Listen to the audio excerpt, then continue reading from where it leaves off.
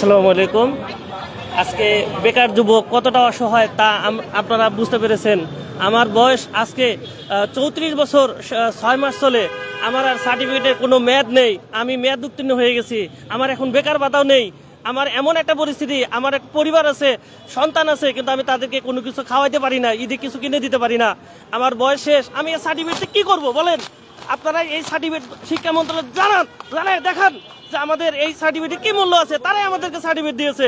তারা আমাদেরকে কেন আমাদের সাথে খেলতেছে? আমরা চাকরি করব, আমরা তো বেকার ভাতা যাচ্ছি না। আমরা চাকরি করব, কর্ম করব। আমাদের কর্মই আমাদের দরকার। আমরা কর্ম করব, দেশের সেবা করব, জনগণের সেবা করব। আমি চট্টগ্রাম বিশ্ববিদ্যালয় থেকে রসায়ন বিভাগ থেকে পড়াশোনা করেছি। আমার কি হচ্ছে? আমার কোনো কিছুই নেই।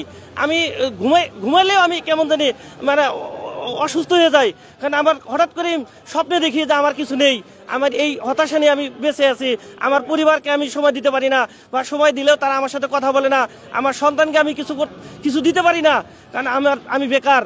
আজকে আপনারাই বলেন আমার এই সার্টিফিকেটে কি মূল্য আছে? এই সরকার আমাকে, আমি A+ পেয়ে পড়াশোনা করে এসেছি, ইউনিভার্সিটিতে ফার্স্ট ক্লাস রেজাল্ট করেছি, অনেক কিছু করেছি, কিন্তু আমার কোনো মূল্য নেই। সমাজে অনেক চাকরি পেয়েছে, অনেকেই অনেক কিছু করে, আমি এখনো বেকার।